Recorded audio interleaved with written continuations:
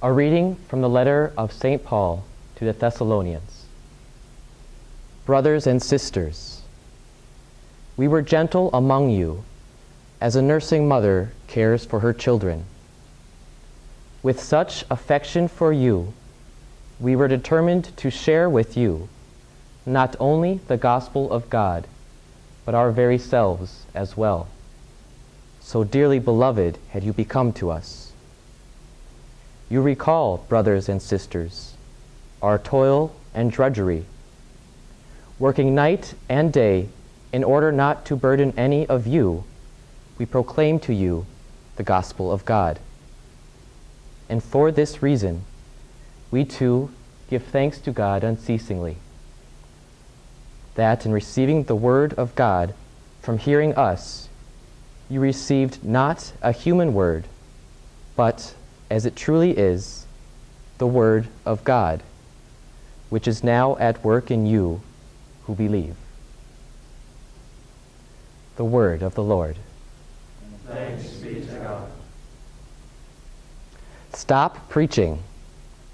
St. Paul says, "Woe to me if I do not preach the gospel." Well, I say, woe to you if you do preach the gospel. Or rather, woe to you if you only preach the gospel. St. Paul says that he came to the Thessalonians to share not only the gospel of God, but also his very self. We likewise are called to share not only the gospel through preaching, but we are called to share our very selves. For in coming to know the gospel and to love the gospel, it will work inside ourselves and transform us into the very gospel, so that in sharing ourselves with people, we share the gospel itself with them.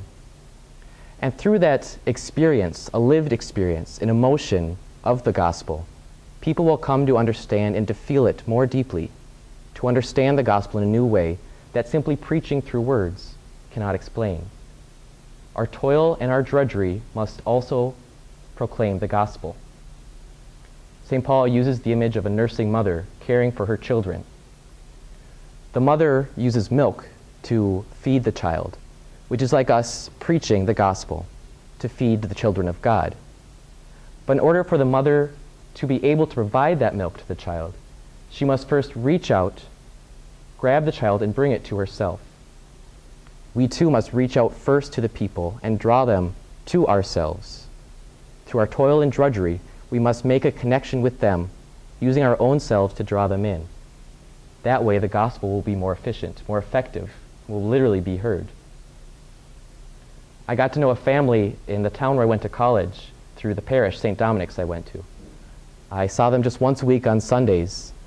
They were a pretty big family, about 15 people, I think.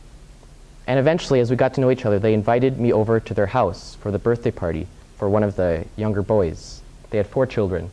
One of them was a daughter under 2. So I said, sure, I'll go to their house. They're a nice family.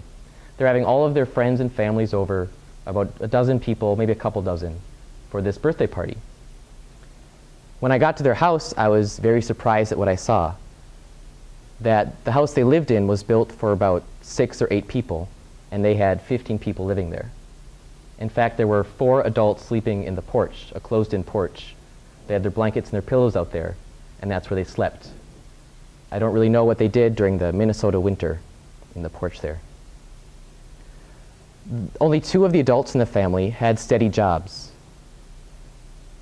So they really struggled with all their bills. In particular, their mortgage. Even though it was a small house, they struggled. In fact, not too long ago, they lost their house. It was foreclosed. So it was very difficult for them to get along, to get by through life. But they were having this big birthday party, and it was going to be a great occasion. They bought tons and tons of food for all their family and friends. Again, I thought, how can they use all this money to buy this food for this birthday party when they struggled to put food on the table week after week? I think in some ways, this family showed the gospel to me in a clearer way than I've seen in most other occasions. Because they weren't feeding their friends, having their friends over to their house just to have fun. They were feeding their friends in some ways as an act of the gospel. They understood the gospel in a very simple way, but a very effective and meaningful way, which is love. By sharing this food, by sharing the basic resources that they needed for their own happiness, they were feeding their friends, not just feeding them because they were hungry, but feeding them with love, which truly is the gospel. And I don't know if their friends were touched by that, if they understood the love that came through that, how much these people sacrificed for their friends in order to show how much they cared. It touched me. Hopefully it touched a few of their friends as well. And looking back on that experience, which is very simple, I start to question myself a little bit. I ask myself, what kind of gifts and resources do I have? How often do I share those with people? And how willing am I to share those with people? But more importantly, I ask myself, which of my resources, my basic necessities, and am I willing to share with the people of God? Which of my basic necessities am I willing to sacrifice for the gospel? For only through sacrificing my very self can I make the gospel known.